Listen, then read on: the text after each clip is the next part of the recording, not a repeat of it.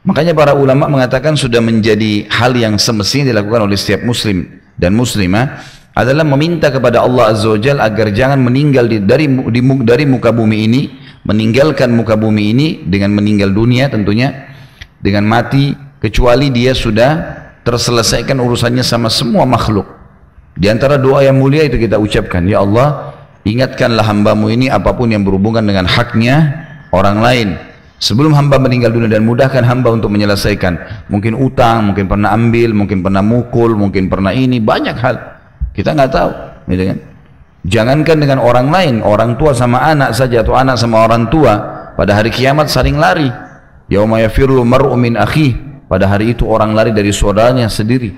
Wa ummihi wa abi, dari ibunya dan ayahnya. Wa sahibatihi wa bani, dan pasangan hidupnya juga keturunannya. Likulli imri'in minhum yawma idzin sya'nu yughni, pada hari itu mereka pikir diri mereka sendiri masing-masing. Sampai nanti di mahsyar, di timbangan amal itu, orang tua lari dari anaknya, takut anaknya nuntut, ini ibu saya begini, ini ayah saya begini. Anak-anak juga lari dari orang tuanya, takut orang tuanya nuntut. Suami istri saling berlari, berpisah pada saat itu. Sampai Aisyah pernah bertanya sambil menangis, ya Rasulullah, apakah nanti pada hari kiamat kalian akan mengingat istri-istri kalian, mengingat kaum laki-laki, gitu kan? Terutama Nabi SAW. Kata Nabi SAW, wahai Aisyah, kalau dalam keadaan buku lagi berterbangan ke kanan, tangan kanan atau tangan kiri, tidak ada orang ingat orang lain. Begitu pula pada saat timbangan amal, nggak ada orang yang ingat orang lain, yang dia pikir dirinya sendiri. Dan juga pada saat melewati sirat, sampai dia lolos atau tidak, ini dilupain semuanya, nggak ada yang diingat sama dia. Dia yang penting bagaimana menyelamatkan dirinya. Jadi bukan hal yang ringan ini. Makanya seseorang harus meminta kepada Allah Azza wa Jalla agar diselesaikan seluruh urusannya dengan makhluk. Dan mulai sekarang Bapak Ibu sekalian, jangan buka pintu dosa dan jangan siapkan musuh hari kiamat. Ini berat ini, terutama berhubungan dengan makhluk ya. Kalau berhubungan dengan Allah, kita beristighfar, kita taubat, diterima. Tapi berhubungan sama makhluk harus ketemu orangnya. Ini rumit nih. Seperti sekarang banyak penuntut ilmu sibuk ikut-ikutan ceritain tentang ustadz ini, tentang ustadz itu, atau tentang ceritain keadaan orang, bagaimana caranya kita minta maaf nih, gitu kan? Atau tentang orang yang tidak dikenal, sama sekali nggak dikenal. Misal ikut-ikutan kayak sekarang acara televisi ada gosip-gosip, kita nggak tahu siapa orang itu, pemimpin tertentu, ada urusannya apa kita? Saya sarankan Bapak Ibu sekalian urusan sendiri masing-masing.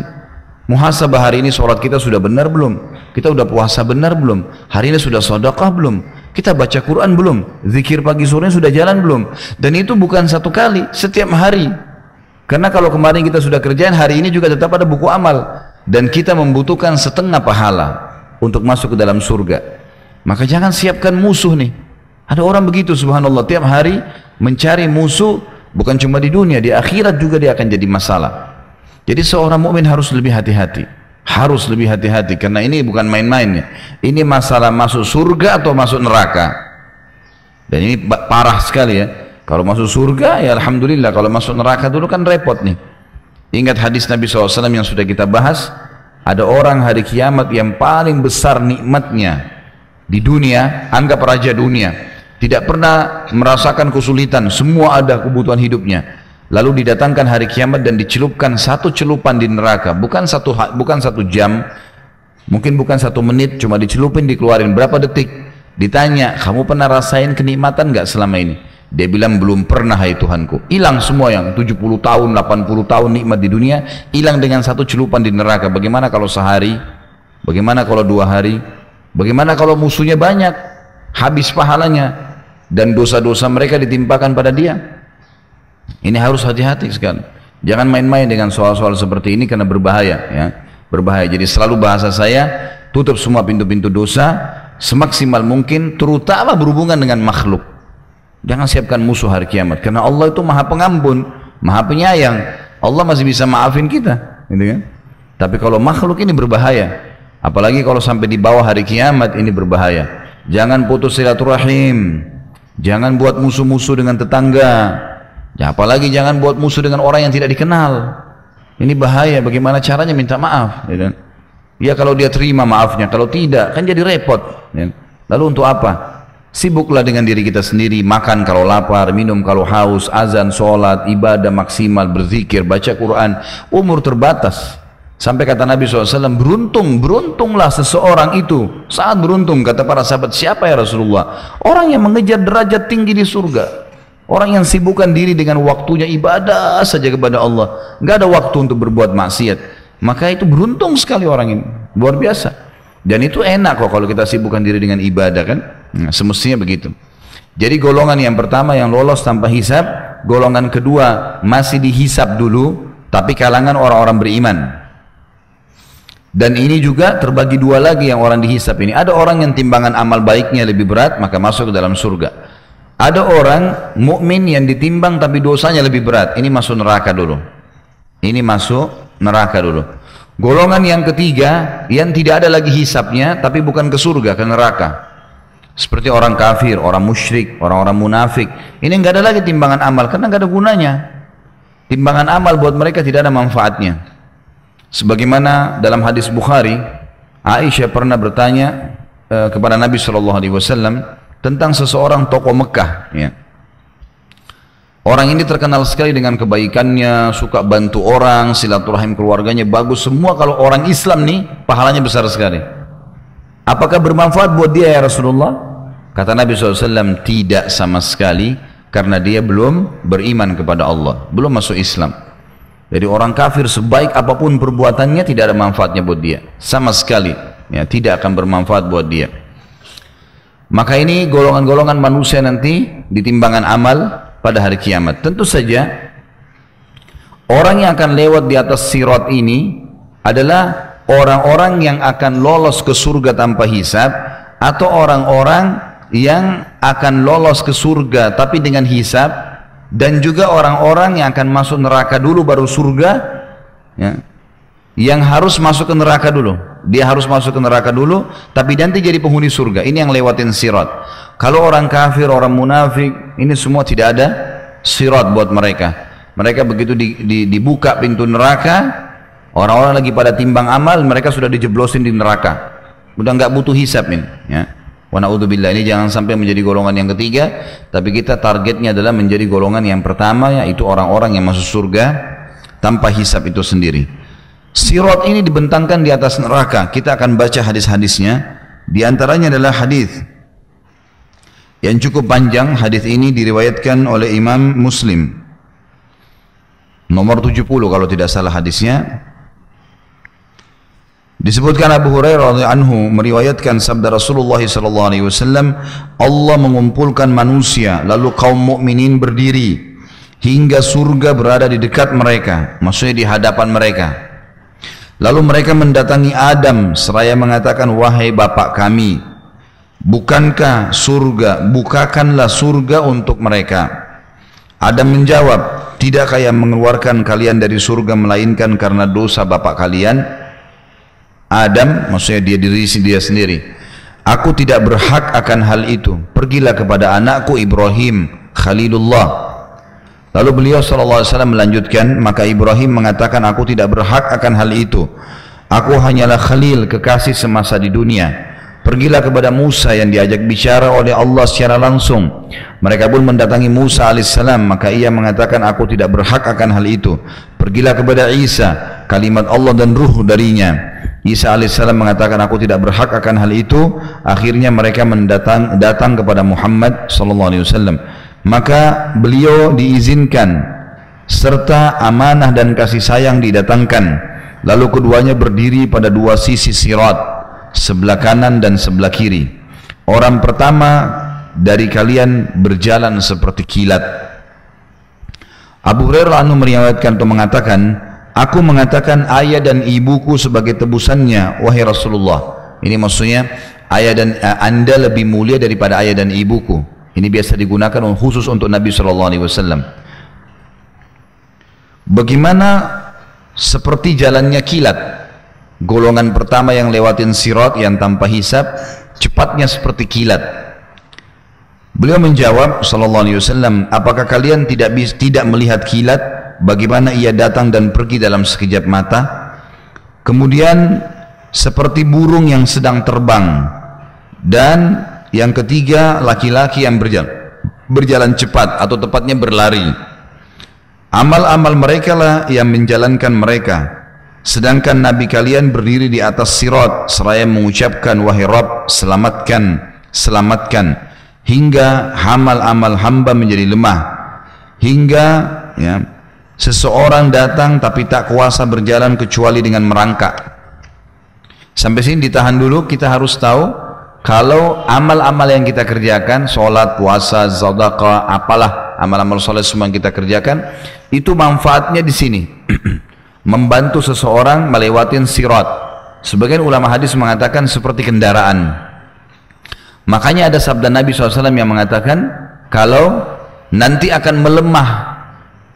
Artinya amal solehnya di awal mungkin mendorong dia melewati setengah sirat. Lewatin setengah sirat, amalnya sudah mulai melemah, tidak cukup.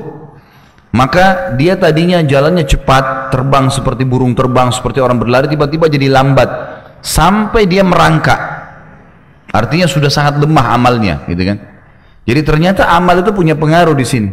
Makin banyak amal yang dikerjakan, seperti misal saya sudah bilang, jangan pernah batasi diri dengan amal soleh. Kita lewat sebuah tempat, ada masjid butuh sedekah. Kita udah bantu kemarin. Hari ini kalau kita lewat, bantu lagi. Kemarin kita sudah sholat tahajud, hari ini sholat tahajud lagi.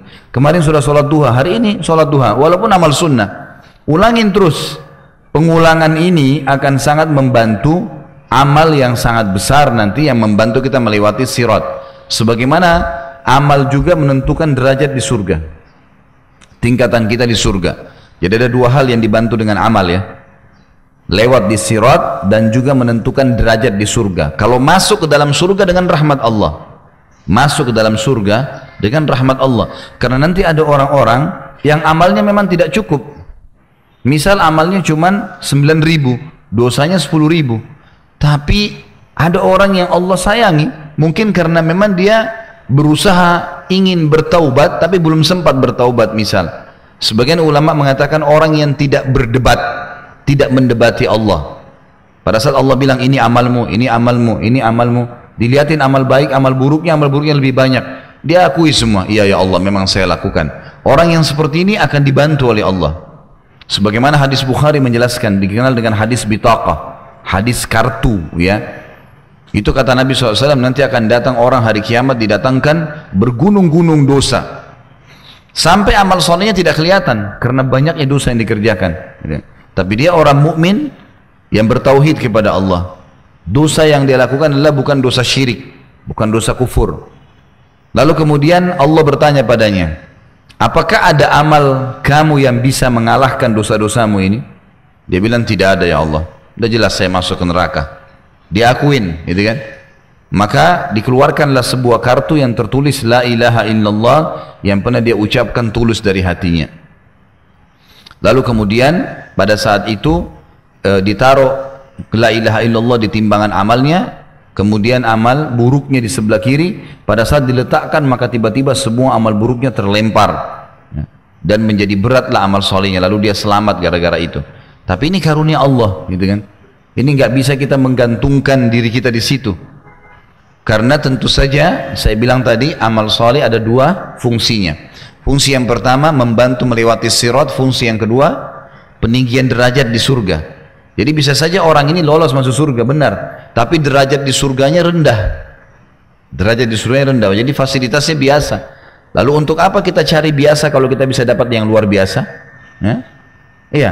Kalau kita bisa makan enak, kenapa kita makan yang tidak enak? Atau kita makan yang sedang? Makan yang enak. Kalau kita bisa menggunakan pakaian yang bagus, kenapa kita pakai yang tidak bagus? Enggak ada larangan dalam agama, yang penting tidak berlebih-lebihan, gitu kan? Jadi kita disuruh untuk menikmatin dan kejar yang terbaik, dan itu tergantung daripada kita masing-masing. Jadi sirat itu akan terbantukan kita melewati dengan amal-amal kita, makanya selalu perbaikin. Dan ibadah itu dinikmati.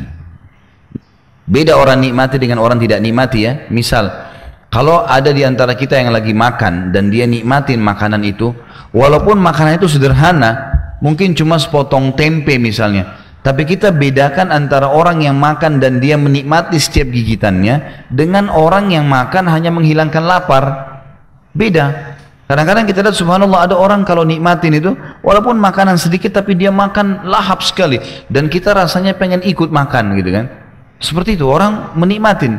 Orang yang menikmati maka dia akan berusaha untuk mendapatkan kenikmatan di setiap apa yang sedang dia kerjakan. Sama dengan orang tidur. Ada orang tidur dinikmatin tidurnya sehingga cuma 2-3 jam saja sudah cukup buat dia gitu kan. Ada orang yang tidak. Maka berbeda. Kita disuruh menikmati dan ibadah itu mesti dinikmati. Makanya kata Nabi SAW, innama ju'ila qurratu aini fis shalah. Allah menjadikan kenikmatan hidupku di salat. Jadi Nabi SAW nikmatin benar hidup, bacaannya, gerakannya, dari iftitahnya, dari al-fatihahnya, dari surahnya, rukuknya, i'tidalnya, sujudnya, semua dengan sangat luar biasa. Semua dengan sangat luar biasa. Jadi kita harus nikmatin ibadah itu sehingga maksimal.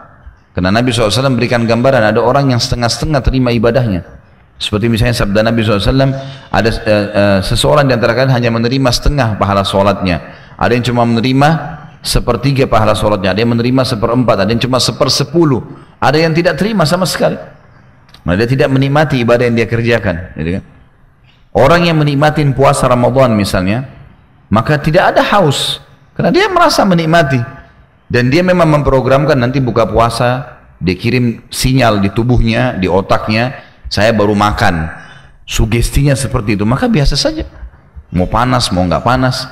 Dan juga usahakan ibadah-ibadah ini dihubungkan satu sama yang lain antara wajib sama sunnah. Misalnya sebelum Ramadan datang, ini Ramadan akan datang sebentar lagi. Sebelum Ramadan datang, bapak ibu sekarang latih diri puasa sunnah. Nabi SAW memperbanyak puasa di bulan Sya'ban. Kita sudah Rajab, gitu kan?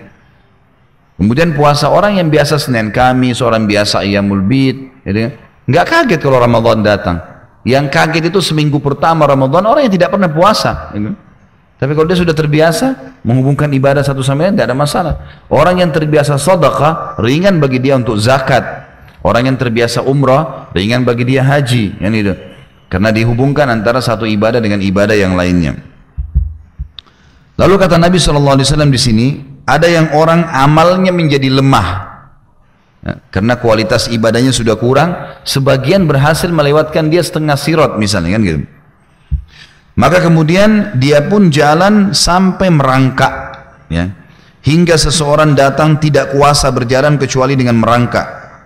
Di kedua sisi sirat terdapat besi-besi runcing yang tergantung serta diperintahkan supaya merengut siapa saja yang diperintahkan kepadanya. Ada yang terkoyak tapi selamat. Kalimat ini ditahan dulu. Kalimat terkoyak tapi selamat adalah kasus, kata ulama, ada orang yang ditimbang amalnya hari kiamat, ternyata dia masih punya masalah sama orang-orang, ya. Atau anggap amal solehnya lebih sedikit, misal amal solehnya 9.000, amal buruknya 10.000. Ini contoh saja ya. Tentu hitung-hitungan tidak ada seperti itu di hari kiamat, Allahu alam bagaimana. Tapi saya kasih contoh supaya mudah difahami. Misal amal solehnya 9.000, amal buruknya 10.000. Tapi dengan adanya keluarganya yang kasih dia syafaat, ya, Allah maafkan dia, artinya ada syafaat dia dapatkan. Mestinya dia secara normal harus masuk neraka dulu ya, bersihin dosanya yang 1.000, kan gitu. Kan amal solehnya 9.000, amal buruknya 10.000. Dia harus masuk neraka dulu bersihin 1.000 kan. Tapi dengan pertolongan syafaat Nabi Muhammad SAW atau syafaat keluarganya yang mati syahid misalnya, atau apalah ya yang dia dapatkan, maka terampunilah dosanya 2.000 misalnya. Berarti kan sekarang amal solehnya 9.000, amal buruknya 8.000, dia bisa masuk surga kan. Nah orang seperti ini karena tadinya dia kalau normal akan masuk ke neraka, dia akan terkoyak di sirat, tetap lolos tapi terkoyak, tidak masuk ke neraka nih. Terkoyak dalam arti kata besi-besi runcing itu akan menyakiti tubuhnya, tapi dia lolos. Makanya ada riwayatnya yang menjelaskan akan mengeluarkan darah, yang itu. Mereka luka, naudzubillah. Mudah-mudahan tidak termasuk kita di sini. Tapi ini orang lolos ya. Cuma karena amal buruknya lebih banyak, amal buruknya lebih banyak. Dan tetap saya ingatkan kembali, amal ibadah itu ada kenikmatan dicintai oleh Allah, dijanjikan pahala yang besar, di mata manusia disuka. Jadi kita lebih baik berbuat amal soleh. Jadilah orang baik, dan harus dalam beribadah itu totalitas. Bapak Ibu jangan setengah-setengah hijrah. Totalitas, kalian jadi orang baik. Kenapa harus masih mencampur baurkan dengan keburukan? Jadi orang baik sekalian. Jadi orang yang ahli ibadah, jadi orang yang baik sama orang tua, bakti, baik dengan pasangan hidup, baik dengan anak-anak. Jadi orang baiklah, bantu orang susah, jenguk orang sakit, kerjakan kebaikan. Totalitas di situ. Kan itu. Ini penting. Ini akan sangat membantu kita dalam ketentraman hidup di dunia dan juga di akhirat. Dan perbuatan buruk yang tadi saya bilang kalau timbangan amal baik amal buruk, perbuatan buruk yang akhirnya membuat orang repot hari kiamat, kerepotan sendiri, itu karena perbuatan dia. Dan untuk apa? Dibenci oleh Allah, ancamannya berat. Pernah ingat saya bilang dosa itu efek jerahnya besar ya. Orang mencuri 1 juta, nanti Allah tarik dari dia 100 juta. Orang berzina sejam, Allah hukum 1 tahun sakit. Sebaliknya juga ibadah begitu ya. Kita sholat misalnya 2 rakaat khusyuk, sudah cukup Allah kasih kesehatan sebulan. Mungkin kita sedekah 10.000, sudah cukup Allah datangkan 5-10 juta buat kita. Dari kehidupan kita dalam beberapa hari ke depan, begitu balasannya. Jadi amal pahala besar pahalanya, ini amal dosa buruk dan efek jerahnya besar. Efek jerahnya besar. Mungkin orang dusta, bohong, sudah cukup dia sariawan setiap bulan, berbulan-bulan sakit, gitu kan? Dan seterusnya. Jadi Allah SWT datangkan masalah buat dia ya. Jadi untuk apa buat dosa kalau begitu? Dan di mata manusia buruk. Orang yang buat dosa itu buruk, gitu kan?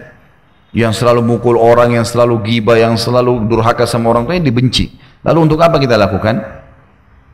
Ini makna daripada dia akan terkoyak ya. Tapi selamat. Karena tadi kasusnya begitu. Jadi dia mestinya normalnya masuk neraka dulu, normalnya. Tapi karena dapat bantuan-bantuan syafaat dan seterusnya, maka dia selamat. Cuman tetap terkoyak. Ya dia rasakan sakit. Ya. Dan ada yang terjatuh dalam neraka. Ini yang amal buruknya lebih berat daripada amal solehnya. Sudah dibantu pun, sudah ada syafaat pun, masih belum bisa. Karena dosanya terlalu banyak. Makanya Bapak Ibu sekalian, jangan pernah anggap remeh dosa, karena kita tidak tahu kadarnya. Ingat, 1 pahala dan 1 dosa tidak bisa kita nilai dengan angka 1. Nggak bisa kita nilai dengan angka 1. Karena kita tidak tahu ini angka 1 bukan, kita nggak ngerti, gitu kan? Misal kata Nabi SAW, la tahkiranna minal ma'rufi syai'a. Jangan kalian pelit-pelit dengan amal saleh. Senyum dengan muslim. Sampai kata Nabi SAW, selalulah kalian berbuat baik, ya. Sampai walaupun hanya senyum dengan saudara kalian muslim. Tidak boleh dianggap remeh. Kita tidak tahu kadarnya. Jangan juga anggap remeh dosa. Mungkin hanya sekedar ini, mungkin hanya sekedar itu. Ternyata bahaya sekali. Kita nggak tahu efeknya kan. Berat. Dari mana kita tahu kalau dosa misalnya dengan melihat sesuatu yang haram, berarti ini sudah cukup disiksa sehari, 2 hari, sebulan di neraka? Kita nggak tahu. Kayak jangan anggap remeh gitu kan. Jangan heran kalau kita sudah taubat kepada Allah Azza wa Jalla, ternyata proses taubat itu butuh waktu. Misal kita sumpah selama seminggu, selama sebulan, padahal kita ini dalam proses taubat nih, gitu kan? Susah mencari tempat kerja, masih sana sini, buka usaha masih bangkrut, masih ada pembersihan terus nih. Ternyata mungkin bisa saja hanya kena dari dosa kecil. Makanya kata Nabi SAW, orang mukmin itu kalau dia berbuat dosa kecil di mata dia lihat seperti gunung besar di punggungnya. Ini hadis sahih riwayat Imam Bukhari. Dan orang munafik melakukan dosa besar, tapi dia lihat seperti lalat yang hinggap di hidungnya dan dia usir seperti ini, gitu kan? Jadi kita harusnya menjadi orang yang beriman tentunya. Jangan anggap remeh. Jadilah orang baik dan harus totalitas hijrah. Tak usah peduli dengan perkataan orang. Waktu terbatas. Teman-teman kita yang selalu menyesatkan kita, mengajak nggak apa-apa, anggap remeh. Demi Allah Bapak Ibu sekalian, dia hanya bisa paling jauh di atas liang lahat. Kalau kita meninggal, nggak bisa dia buat apa-apa. Bahkan dia tidak mau tinggal sehari pun di kuburan kita. Lalu untuk apa kita ikutin mereka? Untuk apa kita ikutin? Dan buruk. Dosa itu semua sumpek ya. Tidak ada orang buat dosa nggak sumpek. Pasti sumpek. Nggak ada orang habis zina atau habis buat ghibah atau apa terus kemudian tenang hidupnya, nggak ada. Pasti Allah kasih dia sumpek, ada tidak senang, tidak tenang dan seterusnya.